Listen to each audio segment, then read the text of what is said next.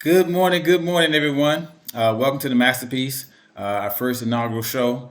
The Masterpiece, the design, we're all about influence and inspiring people to get out, get active, stay active. So today's guest, she's a wife, she's a mother, she's a grandmother, she's an actual, she's a CrossFit beast. So when it comes to CrossFit, she is it. And she's doing this all at the tender age of 60. So welcome to the show, Miss Shellie Edington. She's a true masterpiece, a true inspiration. We'll hear her story after this intro. Okay, let's go.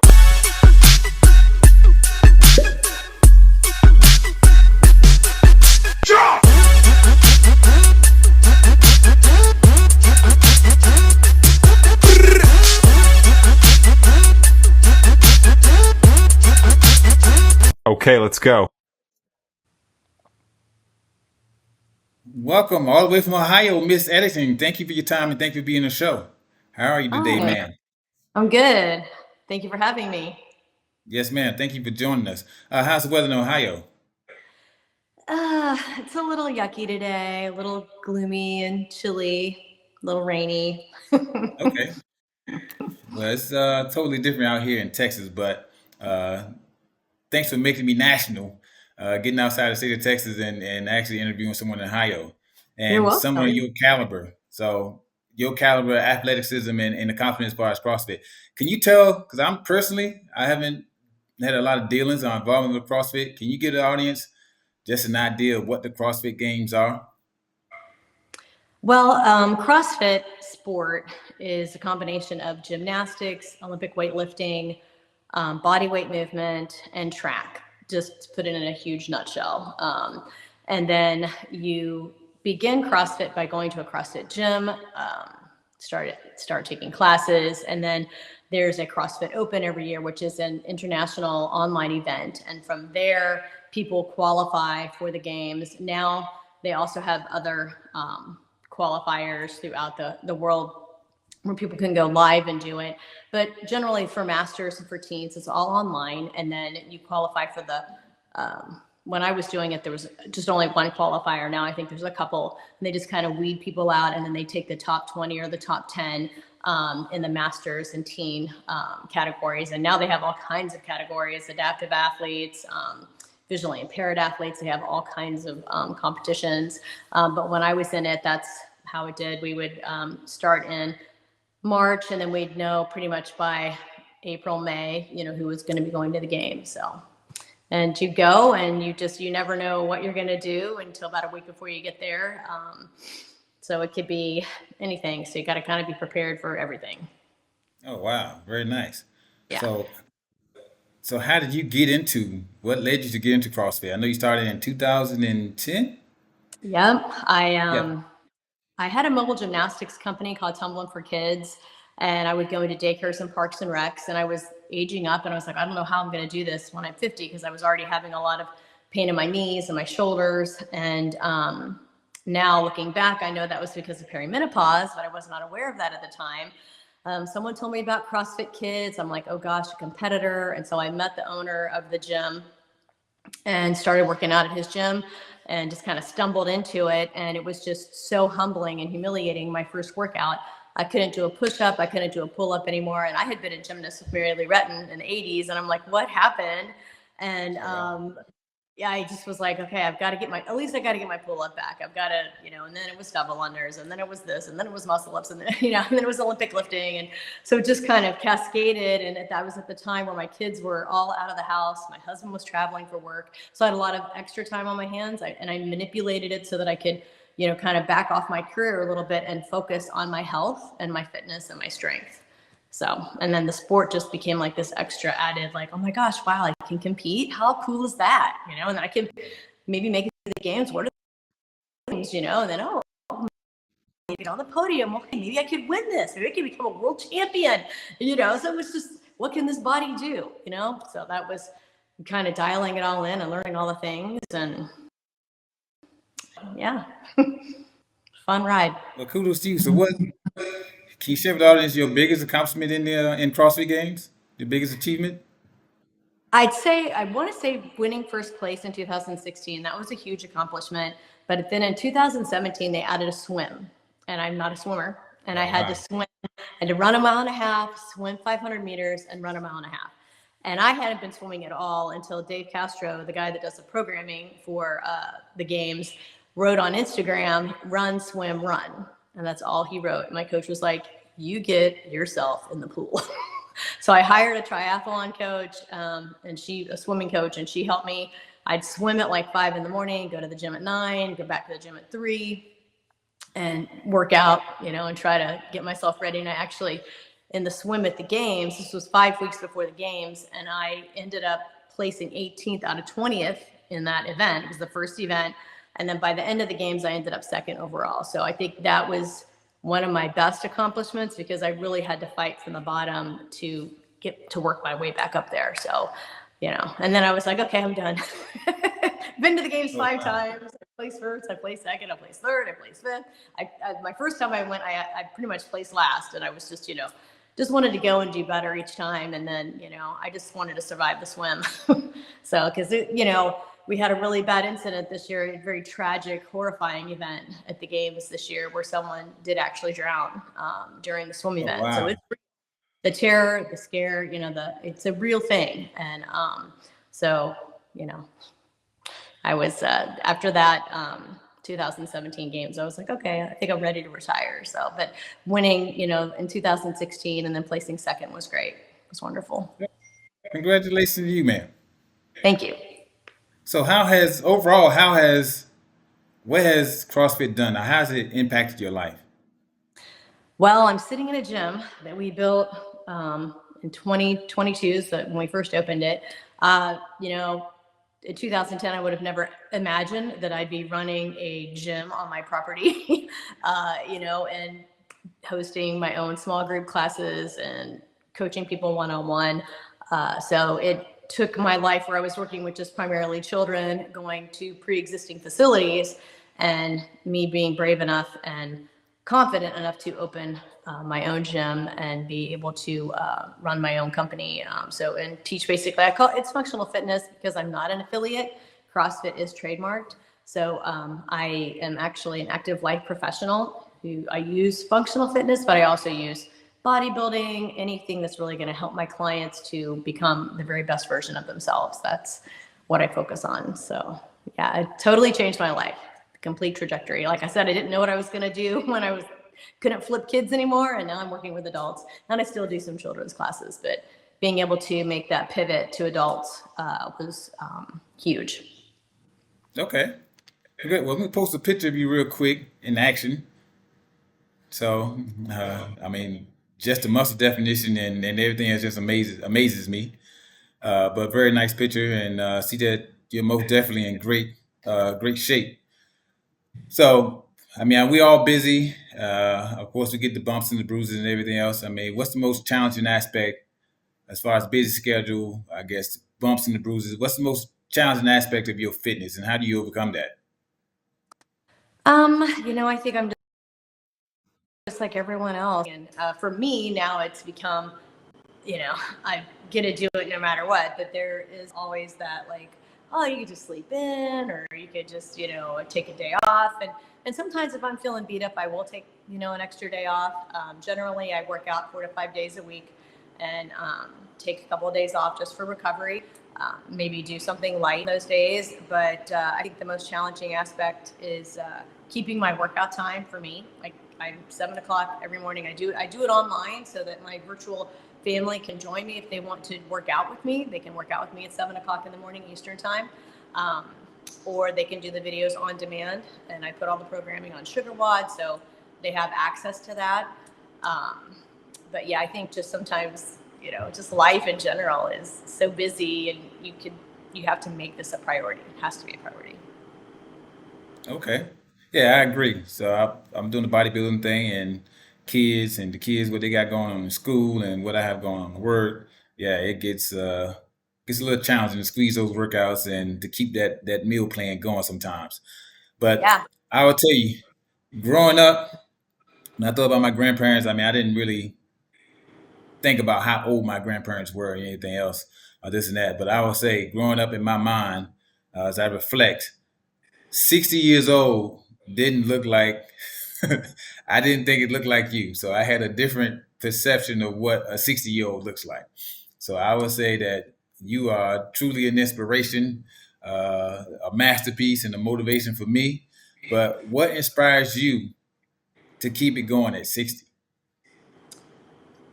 I just honestly want to always be the very best version of myself. I feel like I deserve that person, my family deserves that person, my clients deserve that person, and I feel like diet, exercise, taking time out for myself. We have a sauna and a cold plunge on the premises, and just all the many benefits you have from doing sauna after you train. You actually continue building muscle when you sit in the sauna if you do it right after you do weight resistance training. So I'm like, yeah, 15 minutes in the sauna is amazing and I'm still building muscle. Bring it on, So that's just these things that you do to take care of yourself.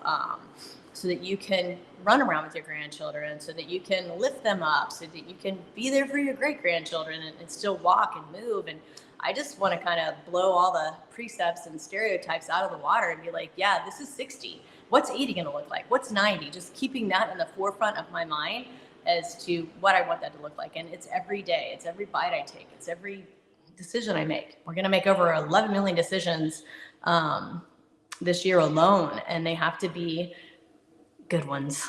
They do, because your life is built upon it. And I feel like health investments are almost more important than financial investments. I really believe that a lot of people, I've seen so many people get to the end of that financial, journey. They've got all this money, but they can't walk. They have all kinds of diseases, from diabetes to heart disease to high blood pressure. They can't move. It's just they're metabolically broken. And I am terrified of that. I don't want that to happen in my life. It's not genetic. It's not, oh, that's just my family's history. No, it's your family taught you how to eat, taught you how not to move. You need to reroute, and go the other direction. You got to pivot. So that's what I'm trying to do. I'm focusing on what 80 and 90 looks like. Maybe 100. I don't know. Yeah. I don't. Hey, go for it. The sky's the limit. So what have your kids or grandkids? I mean, how do they feel? I mean, have you inspired them? Are they into the sports or any sports? I mean, how has it changed their life? Um, Two of my daughters did CrossFit. One became certified, and she just recently had a baby. And they're all very physically active. They all bought like the Peloton bikes during COVID so that they could keep moving. And I already had like a rower and an assault bike, so I was like, I'm good. But yeah, they're very physically active. My third daughter, she was she was figure competitor, so she did bodybuilding, and Nice. she kind of dabbles, in the functional fitness and CrossFit over here with me. A lot of Pilates. They love. There's one thing they do, Lacroix, that they really like that, and they keep wanting me to come, but I'm like, I don't have time. I'm always in here. So I do. I have started to take up golf. I did get some golf clubs, and I'm learning how to Oh, golf. nice. Something to do with my husband, and yeah, my husband's really into this as well, thank goodness. And I think that's the reason why I have been so successful in this sport, because my husband loves it, my kids love it, and they really pushed me and supported me in everything I needed to do, because it's a very narcissistic sport, sort of like bodybuilding as well. You have to really spend a lot of time with yourself. You have to really, it's a lot you got to do Yeah. for you in order for you to be able to present and perform. And I would feel kind of guilty about that a lot. And they were like, no, it's okay. You got to do what you got to do. And so, but now I have a lot of extra time to spend with my grandkids, and my family and my grandchildren. I bought a little barbell for my grandson who just turned 6. So he's been, learning how to squat and deadlift. So it's been pretty cool to watch him grow. So, yeah. Oh, very nice. Very good. True inspiration. And as Miss Edington stated, yeah, if you have a partner, if you're involved in anything, you have a partner, be sure to pat them on the back, give them some thank yous, and as much appreciation as you possibly can. Because hey, my fiance, I mean, yes, I tell her all the time, like this ain't just about me. I mean, I'm able to do this because you're supporting me. So good job, Mr. Husband, Mr. Editing, and all y'all have achieved together as a team. Yes. So if you had to take one word to describe you, what would that one word be, and why? I'd say driven. Um, I just want to, oh gosh. Sorry, I forgot. Hang on one second. I need to send a text real quick. That's it. Yep, no worries. And you wait. I'm gonna wrap it up in 5 minutes, right? Yes. Oh, Forgot I one had sec. clients at 11.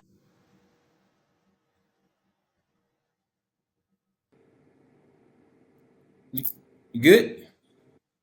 Good. Yep. Yep. Okay. All right. Driven in because. Even to just see what this body can do help other people. And, women now who are on this journey of perimenopause and menopause and helping them understand the way their body needs to train is differently than it was before the hormones started leaving the building. Just doing that training myself with walking into a CrossFit gym when I was almost 46 years old was I started lifting heavy weights. And that is the key for a lot of women to stop doing all the zone 2 cardio and start lifting heavy weights. Learn how to lift and learn how to work within their capacity and area. We need to develop lean body mass and muscle at any age. Okay. So I'm driven to help people do that. So I guess like I said, the masterpiece. You're truly a masterpiece, truly inspiration. And our goal is to inspire people to get active, stay active, because as you mentioned, all the heart diseases and everything, it's kind of an epidemic. I mean, across all ages in the nation. So hopefully you can inspire, or Yep. we can inspire. Thank you for your support in helping me inspire other people. And if we can just inspire one person to get Absolutely. active and one person to stay active, then we have met our goal. But so, what piece of advice would you give? What piece of inspiration would you give someone that was in your position 10 years ago when you started, 2016, 2010 when you started? I would say get started. Don't wait and be consistent. Find a gym, find a community. Don't hesitate. Listen to your coach and go to the gym, 3 days a week, then 4 days a week, then 5 days a week, 6 days a week. Be consistent because you're not going to see any results if you're not consistent. And then you'll learn on the way. You'll have a great group. I definitely recommend CrossFit gyms, but if it's not a CrossFit gym, just something where you're definitely lifting weight and doing some cardio, vascular. Don't. Thank you for that bit of advice. So you heard it. You heard it from Miss Edington herself, CrossFit champion, second place, third place, all the places, and definitely super fit, super motivating, a real good inspiration. But talking about speaking of coaches, so we have your flyer here. So give you opportunity to talk about letting you be that coach. Here we go. Yeah. Yeah, I have online training for anyone that wants to do functional fitness or even just body weight. The classes are live. Functional fitness and the body weight get up and go classes 2 days. So they're all on demand. I would love to work with you. So send me a message, or I don't know if you can scan that, but you can go to eff.fit, and we'll get together.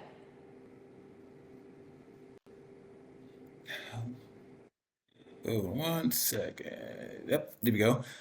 Well, again, thank you for your time. One a real short segment just to get on, get some inspiration, get some insight, get some background to your story, so you can inspire others.